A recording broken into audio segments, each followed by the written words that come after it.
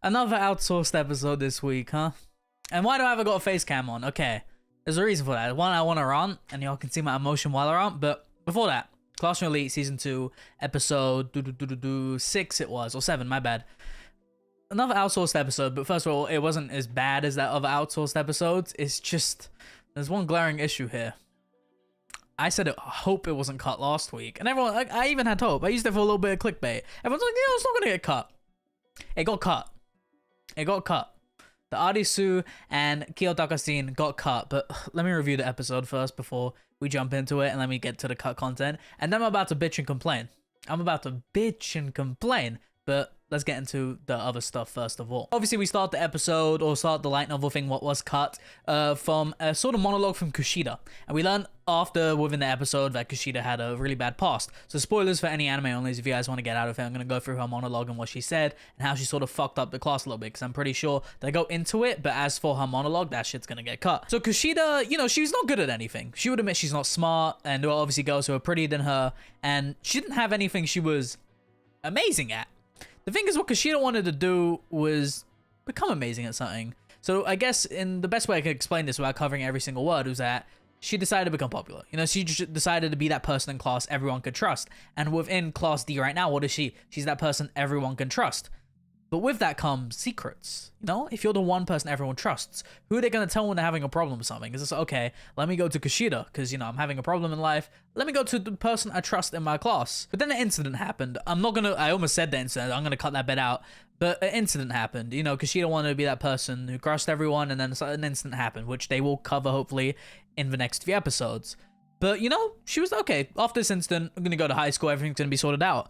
But she says, but the beginning of my Lu life turned into a disaster on the first day of high school, where she ran into Horikita Suzune on this bus. So because of this incident, she knew she would never have peace as long as Horikita is here. So that's the reason why she wants to get rid of Horikita, and that's the reason why she was a little bit cuckoo in the head. She wasn't good at anything, so she decided to become good at trusting people. So a little bit scary right now what she's doing, but let's see how it sort of plays out. Then obviously we have the microphones and thing. We have Nagumo finally making his appearance, and Manabu obviously doing his speech too, resigning as student council president. Nagumo thankfully actually got a scene, but obviously in the past few episodes he got cut. So sadly for Nagumo, he won't really make it in there. But pretty good. I remember someone saying Nagumo's voice actor was so good, but I was I've been focused on so many other stuff that I've actually forgotten Nagumo's voice actor already. But from what I remember, the scene did look nice. Besides this one thing, which we'll run about later, but let's wait for now. Everything within that scene, nothing really seemed to be cut, and nothing too important. After that, we obviously had the Sato thing, where Sato sort of called out Kiyotaka. I was gonna speak to you a little bit. She says, I want to keep this platonic. I want your phone number. Sato's caught feelings for Kiyotaka a little bit. I don't blame her after the running thing. So interesting for Sato. We do go into a little bit more detail. Sato obviously said, mentioned Hirata, saying, she thought the best guy in class was Hirata. And I was obviously thinking, it isn't. She looked at Kiyotaka and she panicked a little bit when he looked back at her. So obviously she has romantic feelings for Kiyotaka. Kind of wild that, you saw him run and then somehow you open your eyes. So I guess it goes to show a little thing that Kiyotaka did already got people's attention. So you gotta watch out for that a little bit. The scene with Katsuragi and Kiyotaka, and obviously some people might be confused because why is Katsuragi talking to Kiyotaka? How does Katsuragi know Kiyotaka? And that's in volume 4.5 where Kiyotaka mentions, him and Katsuragi are friends, which I do hope they adapt. And I saw some people coping. 4.5 might be this episode. Y'all saw what happened last episode 7 of season 1? I'm like, bro, stop the cope. Stop the cope. And we're gonna get to the coping people later. So Katsuragi spoke to Kiyotaka. He sort of spoke about the Ryuuen thing a little bit more, and he sort of mentioned the class points.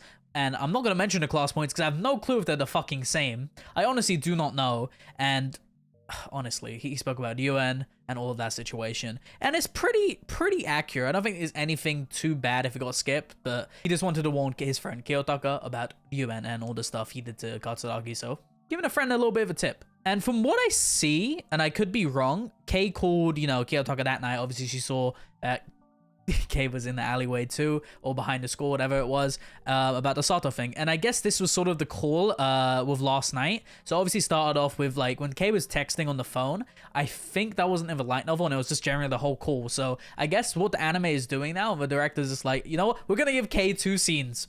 We're gonna give it this scene, and we're gonna give it this scene in an episode. I'm like, okay, I'm not complaining there.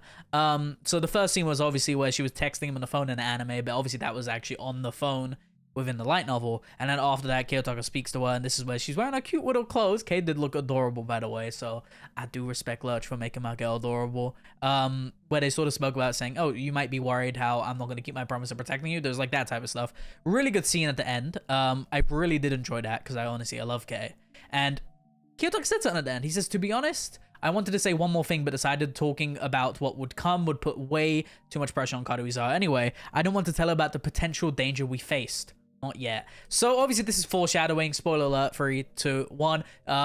Volume 7. And Volume 7, a lot of stuff is going to happen to Kei, for good or for bad. I'm not going to say completely just in case some anime only decided to stay. Some shit's about to go down. As for how they're going to adapt that, I do think the route they're taking, and I guess a similar hint I could take towards that is that they gave Kei 2 scenes within the anime. And I don't think there's been a really single bad Kei scene within the anime. It seems like Lurch know where the priorities are this season. And it's sort of, you know, making all the anime onlys get attached to Kei, get attached to this girl being all cute, giving her these cute scenes in the anime. And then Volume 7 gonna come, you're gonna, okay, you get an ice bucket on your head. You're gonna go into despair. That's what they're trying to do. They're trying to build you up the Kei so you feel that emotional impact for when the scene happens on the roof. And we're all gonna cry. I might cry. I'm a little bit of a bitch sometimes, so I don't know what happens.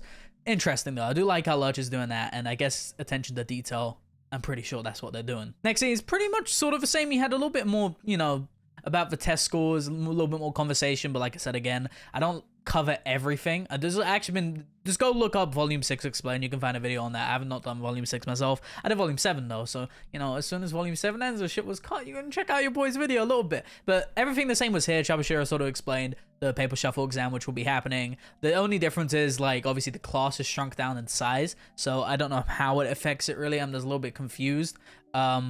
I guess I'll find out later, but at the moment it's not something I'm all too confused about. And I did see some anime onlys, my anime reaction comment saying that they understand this exam way more than the planet exam or the zodiac exam, if you will. So I guess that's good. I mean, I wasn't really listening too much. I was just like looking at the pictures at that point. I'm like, you know, that's what I was doing. But personally, looks like it's going well. Did get adapted nice, so nothing too much to pick out of it. And if there is, obviously let me know in the comments just in case. So a little bit someone gets mad saying, actually, there's one line of dialogue you did miss over here. I'm like, okay, just let me know in the comments, bro. Help me out, help everyone else. That's how it works. It's a cooperative relationship, y'all. I don't know everything. Then the meeting with Hirata, Horikita, Kushida, and Kei. A lot of people here, pseudo, in this meeting where they want to sort of talk about the paper shuffle exam. And Kiyotaka did notice. She said when Kei was holding on to Hirata's hand and she was about to say something, she was like, Yosuke, and then sort of cut, and Kiyotaka's eyes did meet Kei, or Kei looked at Hirata, and she quickly let go of Hirata's arm. So she saw Kiyotaka, and when their eyes met, she's like, oof, okay, let me not hold my man,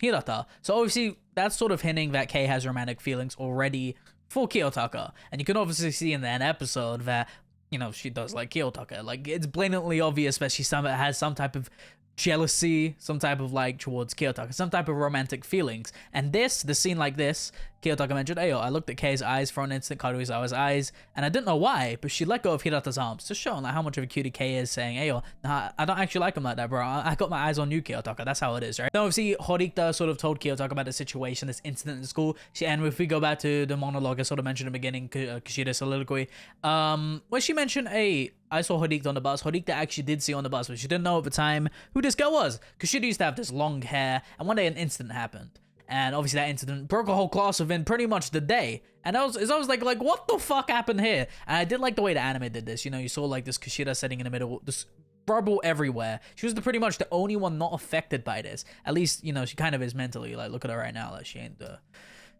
best character, is she?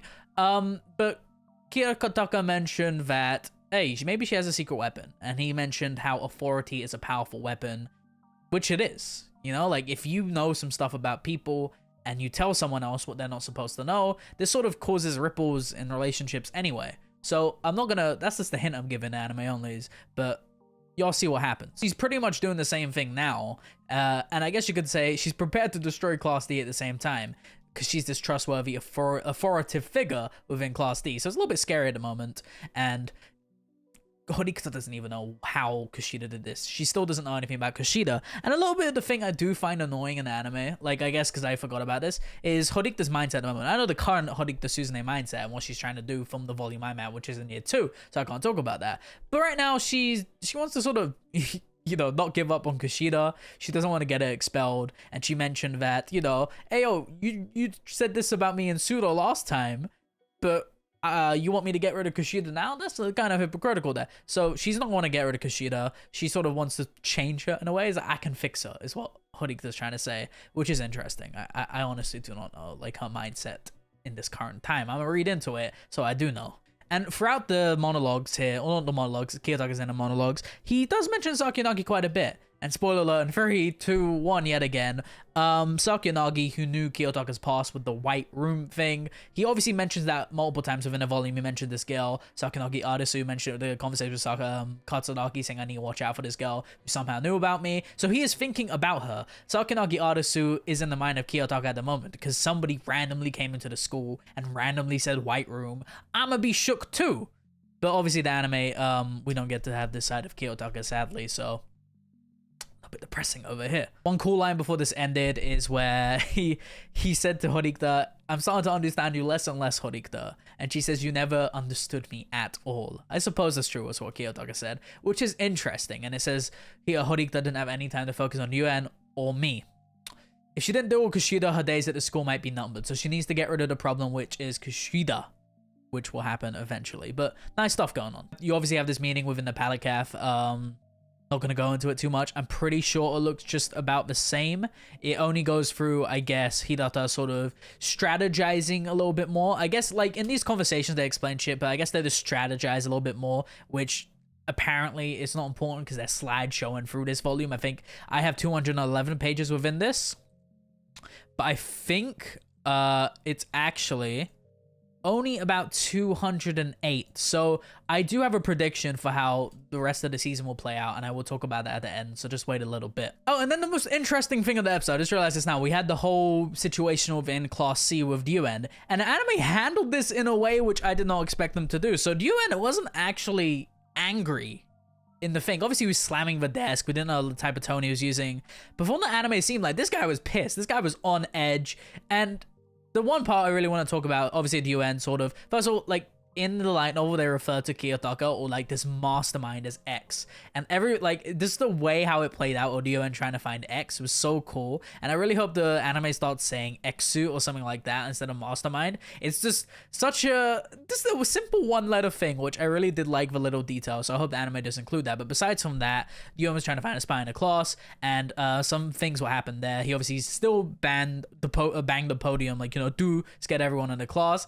And he said, like, Ibuki was trying to do something, saying Ibuki was just like, yo, you saying Klutz is gonna be a traitor? And obviously he's like to Ibuki, shut up Ibuki, don't get in my way, I'll bury you if you do. Ryuuen has that gender equality type of vibe to him. Everyone is terrified of Ryuuen. Like, Jerry, he's got the whole of Class C in check, besides maybe, which I'm actually curious if Hiyori was going like that, but I don't know what Hiyori's mindset sometimes, but we will see Hiyori next episode, I do think, which I am so excited about. My baby girl Hiyori, Rei Takahashi, so obviously making a thing, and obviously Ryuuen goes asking around, oh, you're the traitor, you're the traitor, you're the traitor. But Ishizaki later sort of gets these phones. He gathers 6 phones, and after a while, Ryuuen checks for all of them, and he couldn't find anything. He played like the thing from Kiyotaka, the X type of thing, and he, sort of says, hey, if X knew this, if X knew that, obviously there's going to be a traitor here. So that's all his thinking. And then he obviously gets to Manabe. Obviously, he probably sees how precious she is. And Manabe shook. Manabe is actually shook because he decided to look them in the eye one by one. Obviously, when he got to Manabe, he could sort of see what is going on there. Her breathing was ragged. She was terrified. She was like shitting herself pretty much. And he's like, don't be afraid. If you come forward and tell me the traitor, it'll be okay. I'll forgive you. And she said, I'm sorry. And she was stuttering. He says, don't worry. I'll forgive you. I will handle this with tolerance. And I don't know what's a long ass word there, so I don't know how to pronounce that. And he says, can you tell me who X really is? He says he'll forgive you. And he caressed her face. He didn't fucking do, and then fucking slam her on the fucking desk. I was like, yo, Launch, what are you doing? At that point, you went like, do, like, yo, okay. Yeah, you wouldn't play like that. And I know Ryuuen would play like that, but I guess the anime really wants us to see how terrifying this figure Ryuuen is. And a lot of people aren't taking him serious. Everyone's saying Ryuuen's all talk. I see these anime onlys, their reactions, because I do tend to watch reactions sometimes, and I'm interested to see their takes on the anime and whatever. So, what was interesting here was last episode, obviously, people think Ryuuen has a big ego, but this sort of shows with an anime, everyone is shook of him. Like, everyone within Class C is scared of this guy. And he even hits women. It's just like, yo, okay, Ryuuen, don't mess around, bro. So it's not all ego. This is backing it up a little bit. So that's kind of cool. But Wild at Large went in with the abuse up in here. And I'm pretty sure I need to get to the caressed face bit. Which is very interesting. Yeah, Ryuuen brushed aside Manabe's hair and caressed her face. Manabe began trembling. So I'm pretty sure he didn't hit her, which was kind of wild. I don't know what's going on there. Obviously, they explain the situation to Ryuuen after, and he's thinking about Kiyotaka, you know, about Ayana Koji, and saying it's a little bit fishy, the guy next to Horikita all the time. If it really was him, a person who was with her all the time, would he have really let her get hurt? Obviously, Ryuuen doesn't know anything about Ayana Koji, like, at all. He doesn't know his mindset, you know, it's just a tool. Horikita is just a tool to Ayana Koji. So, her getting hurt doesn't really mean much to him in that sense. I guess it would maybe, but, you know, this guy's watching from the back. He's doing his own things. I guess Horikita is sort of the least of his worries within that sense. Now, that said, we have the thing about how the pairs are formed, and everything pretty much ends the same. We have all the... I'm trying to look. I guess they pick the classes in that. They had a short test. And they say classes A and B both nominated D, and class C will attack class D. So the battle matchup would be class D versus C and B versus A. So obviously they got what they wanted in the end. And obviously, I'm keep saying obviously a lot, but then everything was picked, all the partners and that. Now, that's pretty much for the episode. That's all the cut content. I'm sorry if I didn't miss anything. Like I said, let me know in the comments down below. I ain't ended the video yet. We got a long portion here now. We got what your boy wanted to talk about, why I came here, and why I've got the face cam on right now. One, because it actually helps my editing, so I can be a little bit more lazy instead of like cutting to little circle Azu shot there. Okay, now let's talk about it. Season 2 of Classroom Elite. Bit messy. A little bit messy, and I enjoy these episodes. If you guys watch my anime reactions, I don't really hate at the end. Like, I actually kind of enjoy these episodes quite a bit. The problem, what lies here now, is how shit's getting adapted. I think, first of all, let's talk about how I think shit's gonna end within the season. So, I think we're gonna get Volume 6 wrapping up next episode, and that's kind of insane to say, but this is done about a quarter. And there's not really much to... I don't remember much about Volume 6, but I really do think you can get away with doing it in one more episode. And this could be me coping here, but if not, then we'll have 2 episodes. But I think there's going to be one more episode for Volume 6. And my reason for this is that after that, we have, what, 8, 9, 10, 11... Oh, no, what am I about? 9, 10, 11, 12, and 13. That's 5 episodes, right? I think 4 of these episodes will go to Volume 7. As for the 113 at the end, I think it's going to go to 7.5. So episode 8, I think, is going to wrap up Volume 6. Episode 9, 10, 11, 12 is going to be Volume 7. And then the last one will obviously be 7.5, which will sadly be within an episode, but at least we will get that. Now, I want to talk about the cope. The cope in this community is insane.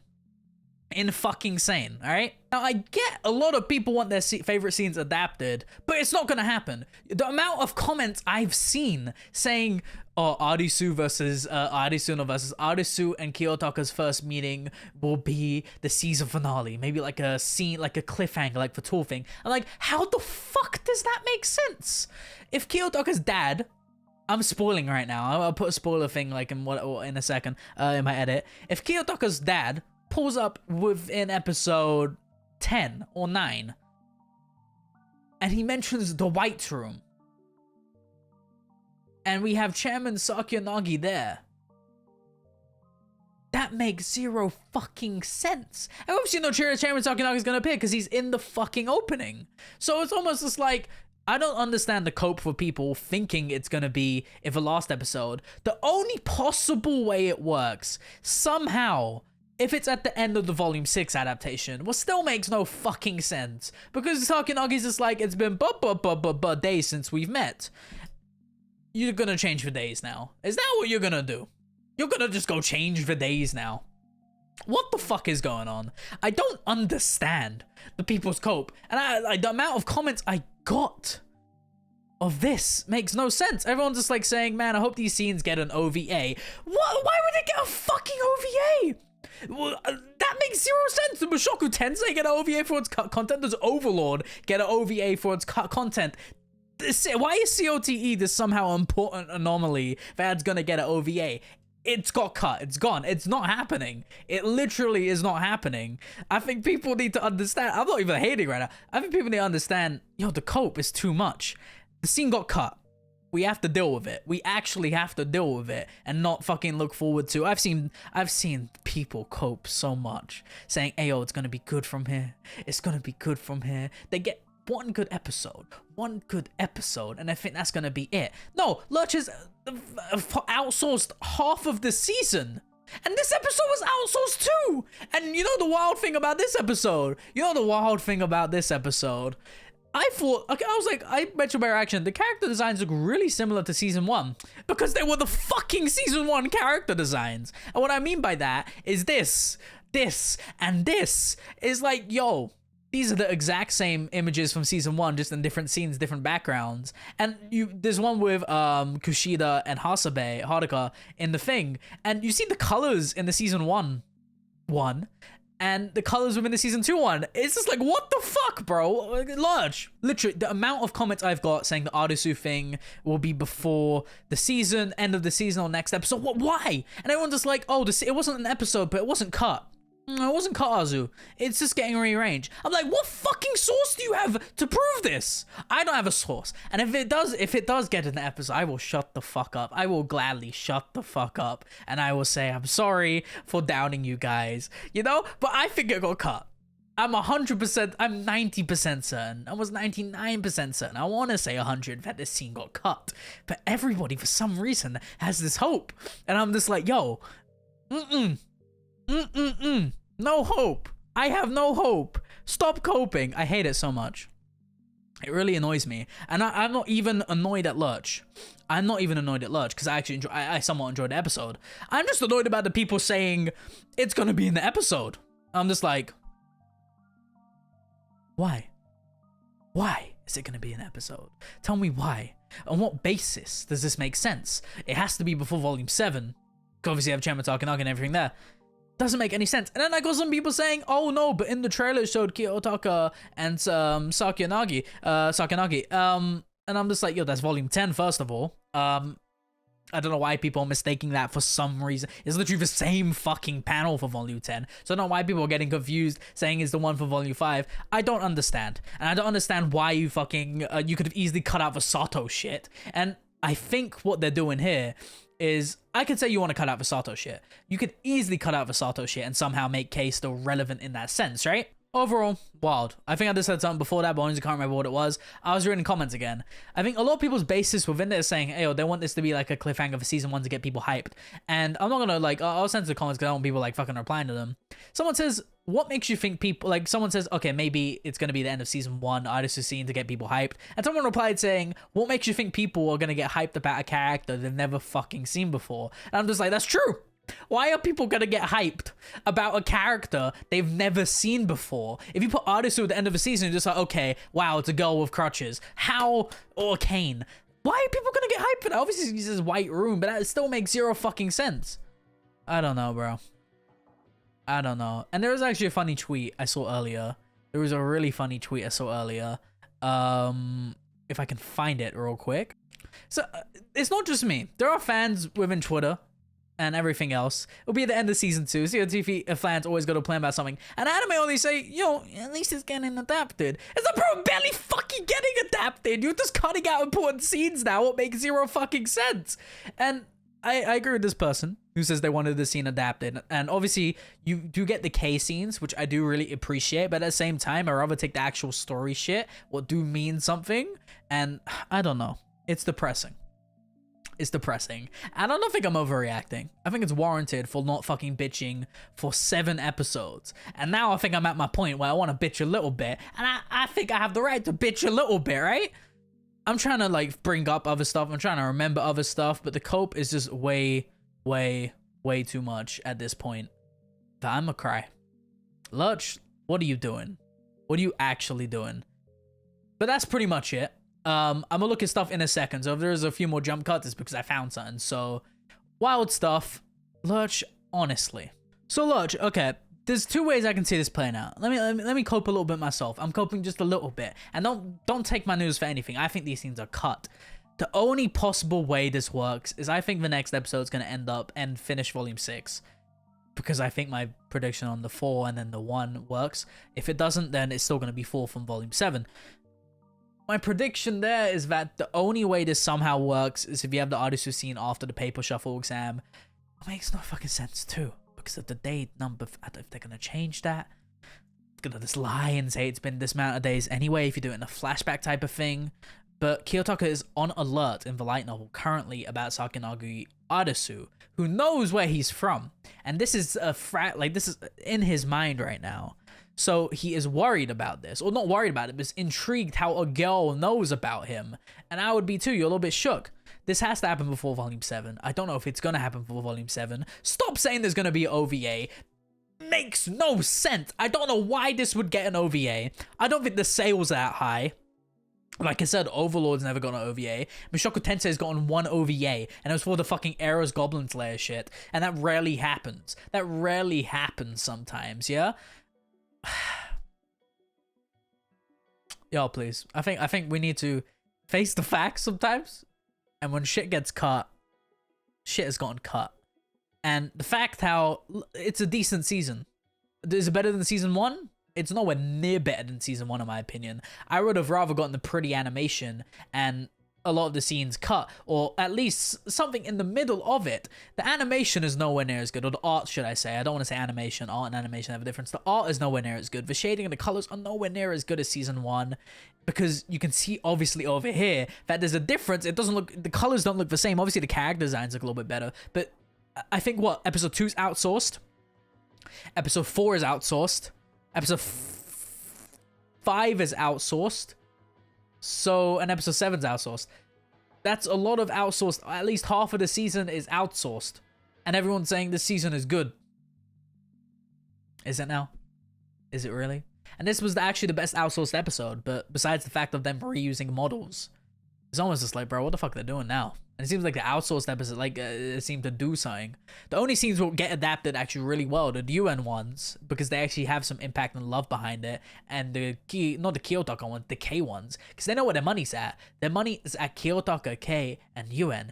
Any other characters outside of that, they honestly do not give 2 shits about. Suzune's shit got cut. A lot of Pseudo's shit got cut. The whole sports festival to do with Suzune and Pseudo mainly got fucking cut. You know where the money's at this season. You know it's at Ryuuen, you know it's at Kiyotaka, and you know it's at Kei. I think the only reason they're outsourcing these episodes is because they're actually going to do a good job in Volume 7. And I don't even ask coping. It's just if me facing, linking up facts here and realizing, yo, they're going to do a good job in Volume 7. If they don't, then I don't know what to fucking think. That's all I got to say. If I missed anything in my rant, I pretty much covered everything I remember on my mind. I merely really want to talk about the people coping. What's annoying, what's really annoying, it gets to me. That's about it. Join my Discord, join my COTE Discord, follow my Twitter, Patreon, uncut shit, fuck freshers, and I'm out.